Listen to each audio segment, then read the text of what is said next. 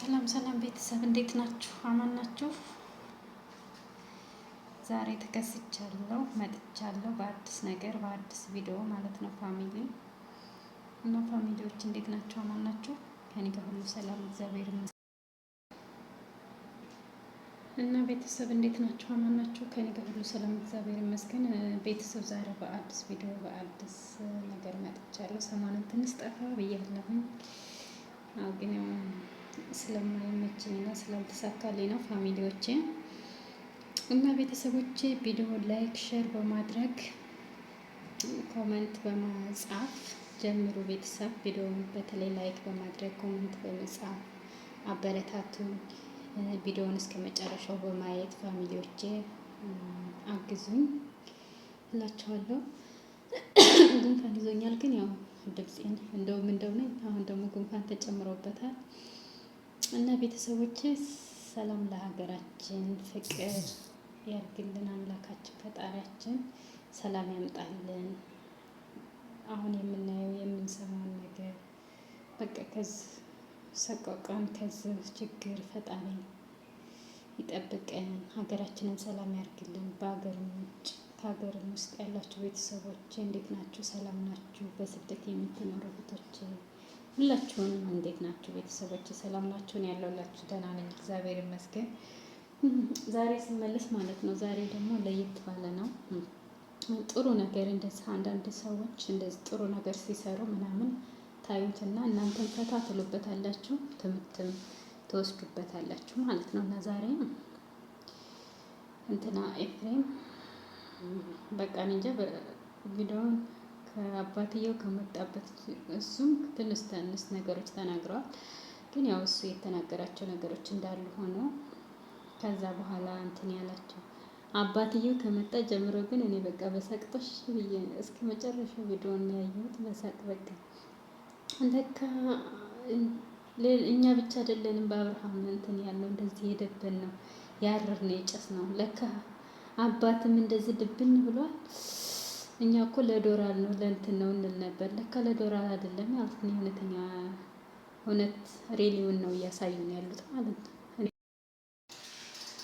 እኔ አርጌ የማስበው ለዶላሩ ለምኑ እንደዚህ እየተጣሉ ይመስለኝ ነበር። ለካ ሬት ነውና አረ በስመ አብ ስንት አለ በየቤቱ እንደዚህ ከሆነ ፈጣሪ ከእንደዚህ አይነት ህይወት ከእንደዚህ አይነት እንትን ፈጣሪ ይሰውራችሁ። ማርያም እንደዚህ ያለ እኔ ለድራማ ምናምን ነበር የሚመስለኝ። ለካ የእውነት ነው ሩታ እንደዛ የምታነበው። በስመ አብ ወልድ። እኔ የውሸት ምናምን እንደዚህ ይሄ የእንባ ምንድን ነው የሚደረገው ነገር አለ አይኗቸዋል አርቲስቶች የሚያደርጉት ነገር አለ አይደል? እንደዛ አድርጋ ምናምን ነበር ብዙ ጊዜ የምታለቅስ የምትመስለኝ። በተለይ ባለፈው ልድምት የጥሮፋት ስማሽ ሲከበርላት የዛን ጊዜ አሁን ከምሯ ነው ስታለቅስ ያየናት ማለት ነው። የዛን ጊዜ ከምር የምር ያስታውቅባት ነበር። ግን ሌላ ጊዜ ነው የሚመስለኝ የምሬ ነው እንደዚህ ለድራማው ምናምን ነበር የሚመስለኝ፣ ሬል አይመስለኝም ነበር። ግን ዛሬ አባትየውን ሳይ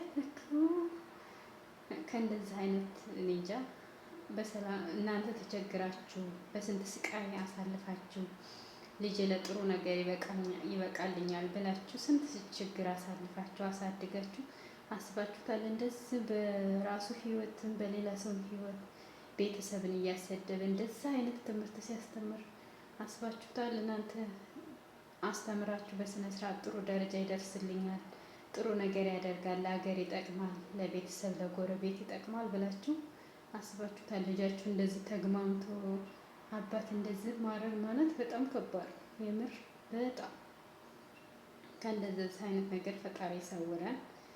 እና በጣም ነው ያሳቁኝ። የምር በጣም አስቀውኛልም አሳዝነውኛል። ያሳቁኝ በኤፍሬም ጉዳይ ነው ማለት ነው።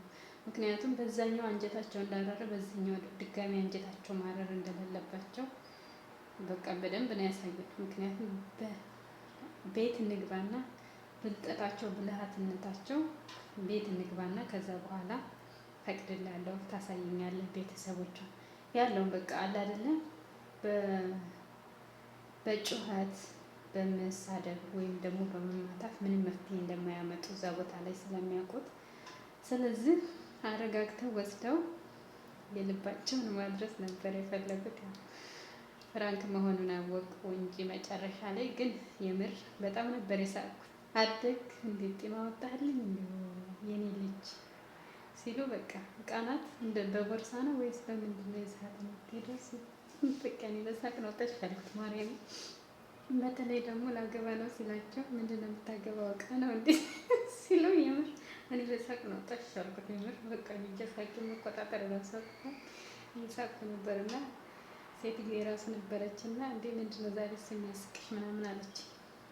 እና ይሄንን ነገር ይሄን ቪዲዮ ላይ የምታዩት ነገር እሱ ነገር ብንሰራ ያው ይሄ ነገሮች እንደዚህ አይነት ቅመሞች ምናምን ሲዘጋጁ ለምን እንደሚስመኩሪጅ ነው ምን ነበረ ስሙ ለሱ ነው የምናዘጋጀው። በደንብ እኔ ስሙን አላውቀውም ያው ቅርብ ጊዜ ስለመጣሁ እና በቃ እኔ እንጃ በሳቅ ፍርስ ያልጉበት ፓርት ነው። ለሱ ፓርት ልታገባ ነው ምንድን ነው እንደዚህ እንደቀላል ነገር እንጀራ አስተካክለው ጎርሳ የምራቸውን እኮ ነው። እውነት እኮ ነው።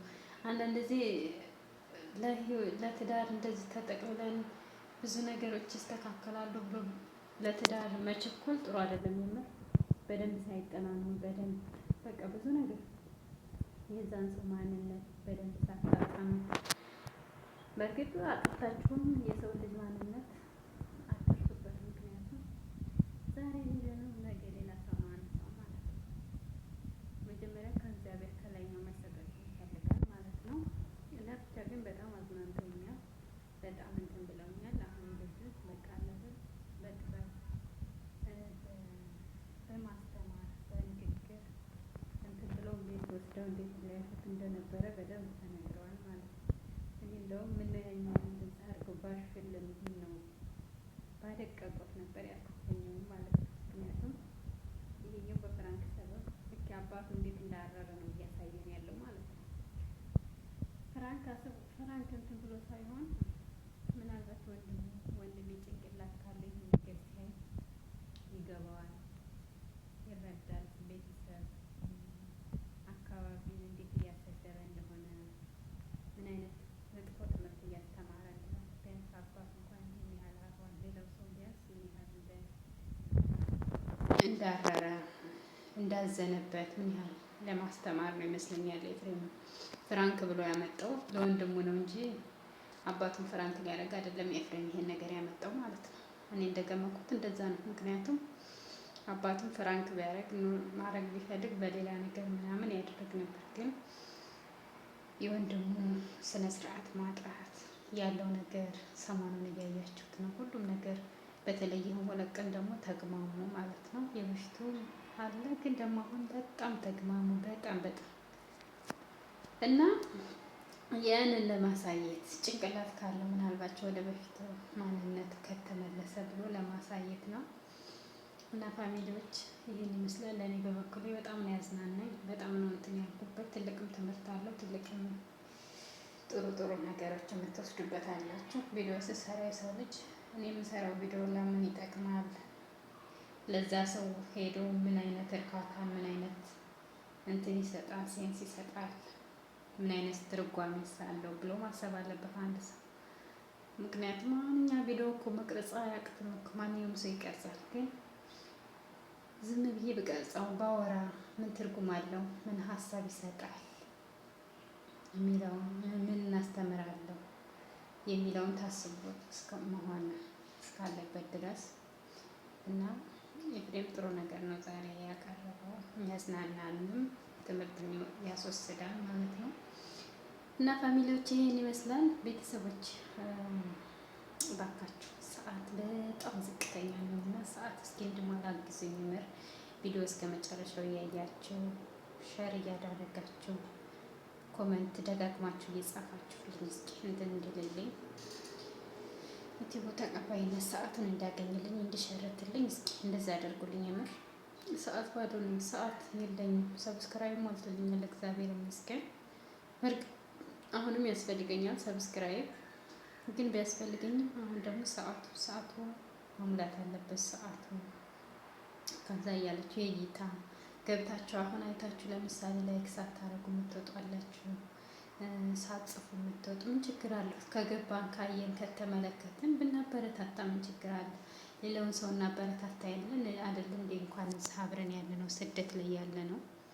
እስኪ እንተጋገስ። ቪዲዮ እስከ መጨረሻ ገብተን አይተን ላይክ እናደርግ፣ ኮመንት እንጻፍ፣ ሸር እናደርግ። ሸር ማድረጉን ቢያንስ ባያቅተን ኮመንት ብንጽፍ፣ ላይክ ብናደርግ፣ በቃ እንደዚህ በተመሳሰሉ ነገሮች ብንረዳዳ፣ ብንተጋገዝ፣ ቤተሰቦች እንደዚህ አግዙን እስኪ እንተጋገዝ እና ወሬ ያላብዛባችሁ፣ እንዳልጨቃጭቃችሁ። መልካም ምሽት፣ መልካም አዳር ይሆንላችሁ። ባይ ወዳችኋለሁ። በሌላ ቪዲዮ እስከምመለስ ማለት ነው። የሁላችሁ ይሄ ነገሩ በስማ እንዴት እያሰለቸኝ እንደሆነ ቆሻሻው ልነግራቸው አልችልም። በጣም ነው የሚያሰለቸው። እናንተ አፈሩ ራሱ ላይ ነው። በስማ በሉ። ለማንኛውም መቅረጽ ከቻልኩ ግን እስኪ የምሰራውን ነገር ሁሉ እስኪ ቀርጽላችኋለሁ ከቻልኩ ማለት ነው። ግን አንድ ብቻዬን ስለሆንኩ መቅረጽ አልችልም። ምክንያቱም ሳጥብ እንዴት አድርጌ ያሳያችኋለሁ። በአንድ እጄ መቼም አላጥብም። ሲከትፍስ እንዴት አድርጌ ያሳያችኋለሁ። ለማንኛውም ከቻልኩ ቀርጸዋለሁ፣ ካልቻልኩም ግን ምንም ማድረግ አይቻልም እና ይሄን ይመስላል። ሲበላ ታውቃችኋለሁ ባይሆን ማለት ነው። እንወዳችኋለሁ። ቻው